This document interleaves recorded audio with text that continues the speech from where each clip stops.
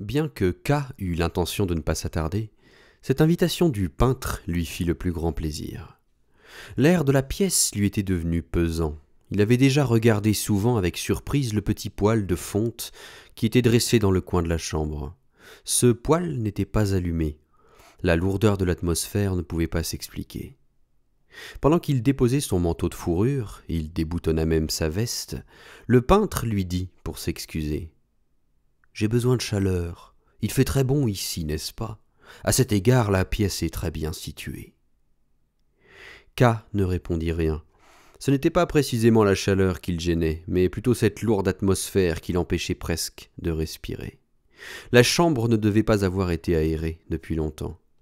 Ce désagrément s'accrut encore pour K quand le peintre le pria de prendre place sur le lit, tandis qu'il s'asseyait lui-même devant le chevalet sur la seule chaise de la pièce. Titorelli parut même ne pas comprendre pourquoi K restait sur le bord. Il lui dit de ne pas se gêner de s'installer confortablement, et le voyant hésiter, il alla lui-même l'enfoncer dans les oreillers et les édredons. Puis il revint à sa sellette et posa enfin, pour la première fois, une question positive qui fit oublier tout le reste à K. « Êtes-vous innocent ?» demanda-t-il. « Oui, » dit K. Il était heureux de répondre à cette question, d'autant plus que ce n'était pas à titre officiel et qu'il n'engageait ainsi aucune responsabilité. Personne ne l'avait encore interrogé aussi franchement. Pour savourer cette joie, il répéta encore: « Je suis complètement innocent. »« Ah, ah !» fit le peintre en inclinant la tête avec un air de réfléchir. Puis il la releva subitement et dit: « Si vous êtes innocent, la chose est donc très simple. » Le regard de K s'assombrit. Cet homme qui se disait le confident de la justice parlait comme un enfant. « Mon innocence, répondit-il, ne simplifie l'affaire en rien. » Il ne put s'empêcher de sourire et, hochant lentement la tête: « Il y a tant de subtilités dans lesquelles la justice se perd. Elle finit par découvrir un crime là où il n'y a jamais rien eu. »« Évidemment, évidemment, » dit le peintre, comme si K l'eût dérangé inutilement dans ses pensées. « Mais êtes-vous tout de même innocent ?»« Oui, » dit K. « C'est l'essentiel, » répondit le peintre. Les objections ne l'influençaient pas, mais malgré son ton décidé, on n'arrivait pas à savoir s'il parlait par conviction ou par simple indifférence. K, désirant au préalable élucider ce point, lui dit: « Vous connaissez certainement la justice beaucoup mieux que moi. Je n'en sais guère que ce qu'on a voulu m'en dire. Mais j'ai trouvé tout le monde d'accord pour affirmer qu'aucune accusation n'était lancée à la légère, et qu'une fois l'accusation portée, le tribunal est fermement convaincu de la culpabilité de l'accusé. On ne peut, paraît-il, que très difficilement l'ébranler dans cette conviction. »« Difficilement ?» demanda le peintre en lançant une main en l'air. « Dites que jamais la justice ne se laisse enlever cette conviction.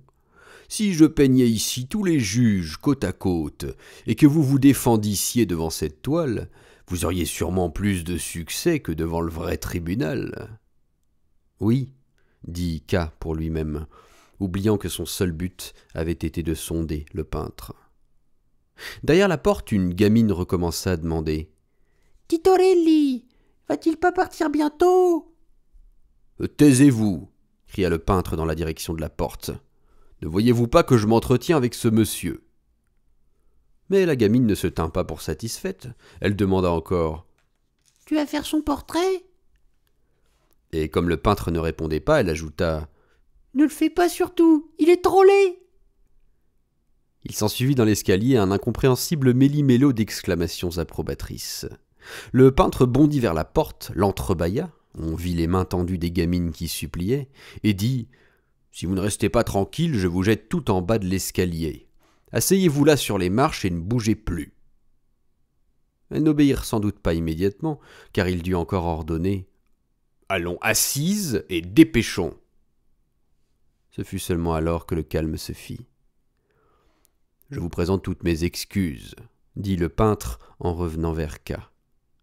Celui-ci s'était à peine retourné vers la porte. Il avait laissé l'artiste complètement libre de prendre ou non sa défense et de choisir les moyens qu'il voudrait. Il resta tout aussi passif quand Titorelli se pencha vers lui et lui chuchota à l'oreille pour ne pas être entendu du dehors. « Ces gamines appartiennent aussi à la justice. »« Comment ?» demanda K en retournant la tête et en le regardant avec étonnement. Mais Titorelli se rassit sur sa sellette et dit en plaisantant comme pour expliquer « Il n'est rien qui ne relève de la justice. » « Première nouvelle ?» dit brièvement K. La portée générale de la réflexion du peintre enlevait tout caractère inquiétant à sa remarque au sujet des fillettes. K n'en resta pas moins un instant à regarder la porte derrière laquelle les gamines restaient tranquillement assises. Seule l'une d'entre elles avait passé par une fente une paille qu'elle faisait monter et descendre lentement.